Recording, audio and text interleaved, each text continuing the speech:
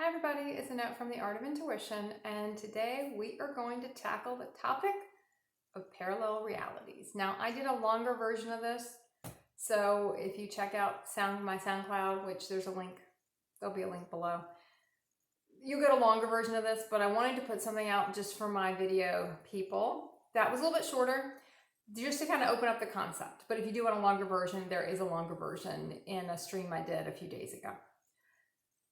So what are parallel realities? Now, I watched a movie on Netflix that kind of brought this topic back up for me. I don't talk too much about parallel realities because when we talk about multidimensionality, we're kind of hitting on parallel realities, but I want to talk a little bit about how we create them, how we can anchor them back in, how they can merge back in, how they might not merge back in.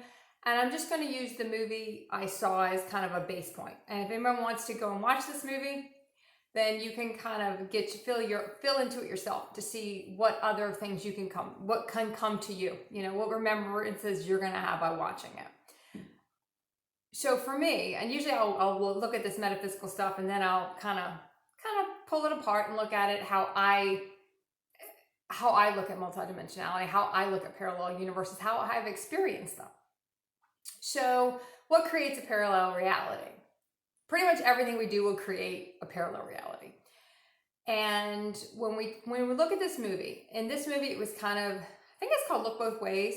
And in this movie, it was a remake of a movie called Sliding Glass Doors. I actually like this one, the remake, better because it's a little bit funnier. Sliding Glass Doors was a little bit, it didn't have the humor to it that this one kind of had, but it basically had this point in this girl's life where she was about to graduate from college and she had she took a pregnancy test. She was either pregnant or she wasn't pregnant. And one whole reality she went through was if she was pregnant and the other one if she wasn't pregnant. And they kind of just showed how eventually she kind of ended up in the same place as far as her purpose of what she was supposed to do, what she was supposed to create and bring into the world. She kind of ended up with the same place in that. The reality she thought she wanted, in a sense, the planned one, the one where she was not pregnant, that she went and lived that one. She saw that wasn't as great as she thought it was going to be. And then the one where she was pregnant, that wasn't as terrible, as she thought it would be. They both had their amazing moments and they both had moments that felt kind of rough. But she ended up kind of in the same place. Now, she did not end up with the same person in both, which I thought was a pretty good spin on it, because a lot of times when you get these movies, the movies are really into this one big love. It's like that. It's the Piscean theory. A lot of when you're really in your human consciousness and you have Pisces anywhere in your chart, usually Pisces are into like that one big love, right? And I think Hollywood kind of plays into that one big love. And you don't see that the energy comes through many people. Twin energy comes through many forms. We don't get attached to the form. It's the energy that comes through that we recognize. Even though sometimes we do have the forms look similar, so we can pick them out. So we don't get confused about which ones belong to us. I know all my twins looked almost exactly the same. That way I could pick them out easier. It's kind of a running joke, and anyone who has made theirs look similar, you'll get the joke. Okay, so she ended up with two different people. And it was funny because she didn't feel like she had lost out. One was a childhood love she had, or a childhood friend she had that she ended up with in one reality, and the other one was another person she ended up with. But she didn't feel slighted. She didn't have this, yearning for the other person. She was very happy with the partner she ended up with in both realities. It didn't really matter for her. But the convergence point was kind of the work she did, even if it wasn't exactly the same creative work, it was still, she kind of got to the same place.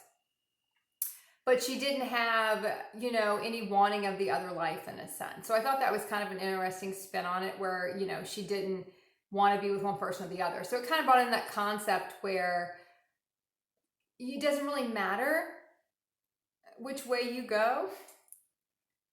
You still could, you're going to kind of find your seating in each reality. It just might be a longer way to get to it. I did want to bring up, and I think I started and I got off the point. One she had planned, and that's the one she kind of mapped out. And that to me was kind of the human consciousness. If I'm gonna be a great artist, which she was trying to be an artist, this is what I gotta do. I gotta do A, B, and C, and D. It's gonna take 15 years, and here's my plan. Whereas the other one was, I'm gonna go have a baby, and the whole plan's out the window because there's nothing that's gonna come with this reality but me being a mother.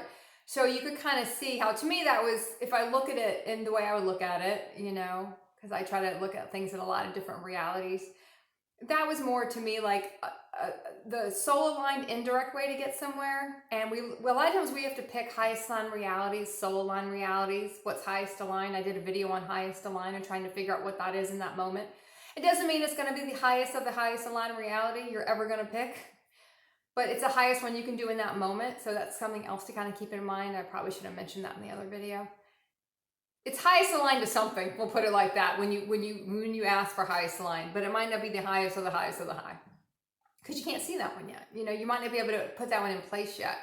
You don't have the consciousness to be in the reality where that one would exist, right? So, but most of the time, all the time, the highest aligned reality might seem like a backwards way to get somewhere, and the straightforward way to get somewhere is the longer way. Even if it might not feel, our human brain's going to want to map it out linearly. But what I have found is normally, all the time, once again, the soul aligned way is going to get you there quicker, even though you don't realize it, right? Because it feels like a backwards way, because our soul aligned realities, we kind of fall through them backwards because they're not like our human realities. They're so opposite that it's confusing for a while. We can't get our footing for a while because we don't understand really what's going on. Why does this not make sense? Why is this backwards? This should happen this way and it's not. Another thing I kind of liked, but let me finish that topic. Finish that point. To me, the soul aligned one with the baby one probably would have progressed to me a little bit quicker. I think that would have been another kind of spin they could have put on it, would have progressed a little bit quicker than that linear one she had mapped out for herself, because usually that's how it works. The human one's going to take longer. They kind of had them take place in the same amount of time. And they kind of had these intersections, whereas even in one reality, she did not end up with the love she had in the second reality, but she still met him in the other reality. So she had still fulfilled, in a way, that contract. We talk a lot about fulfilling contracts. So this can happen a lot when you start having the visibility into parallel realities, and it's really just multidimensional lives. That's another way to say it. It's the same thing. There's no past, no future anyway. So technically everything you see, usually we have access to them first in our dream state, pretty much all the time in our dream state. We start to be able to see them.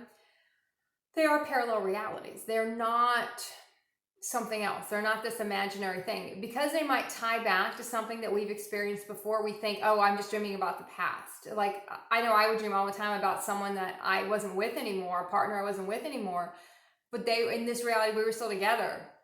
And when my consciousness would bleed over and I would be in the dream and I'd be like, we're not together. And he'd be like, what are you talking about? Yes, we're together. We never broke up. What are you talking about? It was kind of this weird kind of conversation, because they start to bleed over. And even they started to bleed over a little bit. But she did meet him, and they did have a brief encounter. It was like 20 minutes or maybe 5 minutes at a juice bar. But they still, like we talk about on a lot of these videos, they still energetically exchange information they need to exchange. So on a soul level, she completed that contract. Though in the current reality she was in, that was not going to be her partner. But she might have felt a spark. She might have kind of liked that person. But that's not how that wasn't really how I lost my light. I guess we'll just keep going. That wasn't really how it was going to be. So, let me get it back on. There we go. Kind of like a little more light when I'm doing these. Okay.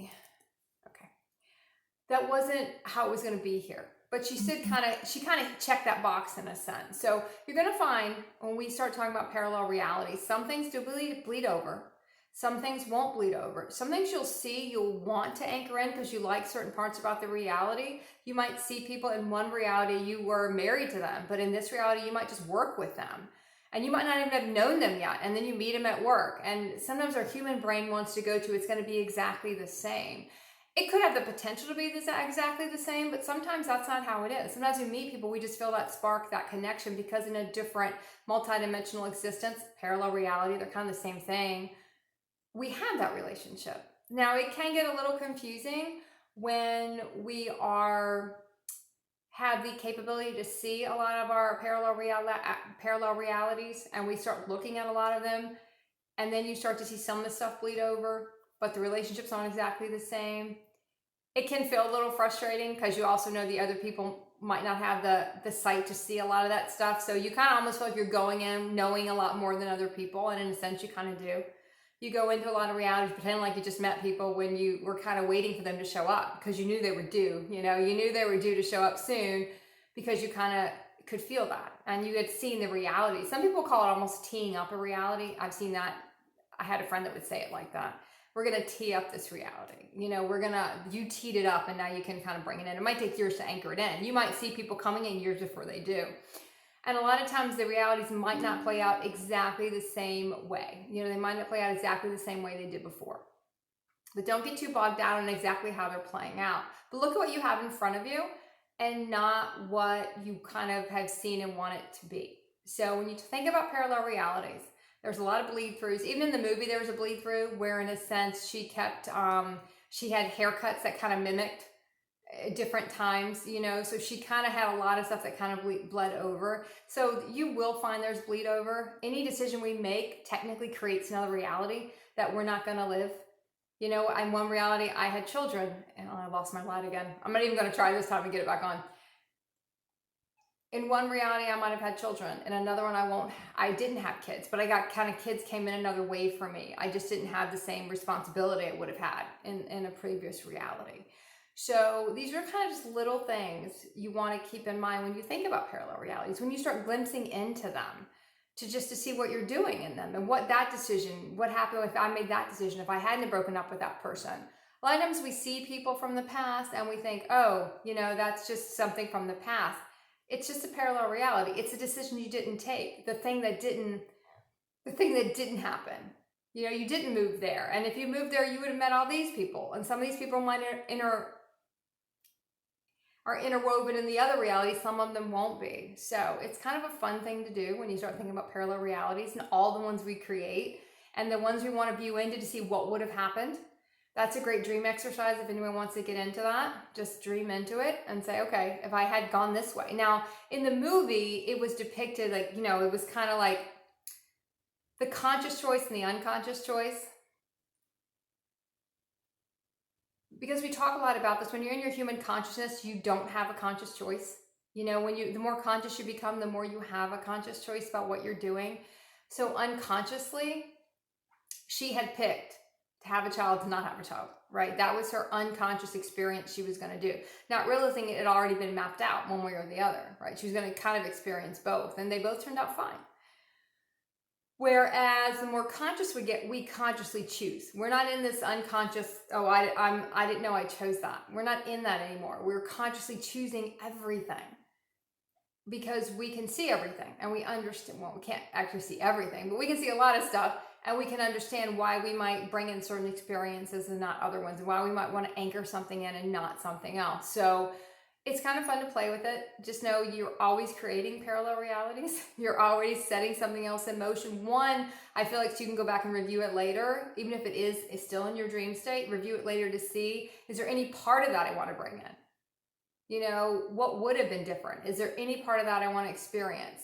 And just have fun with it. Because parallel realities are a lot of fun, but it's still just another way really to say kind of multidimensionality. Okay, keep practicing the art of intuition.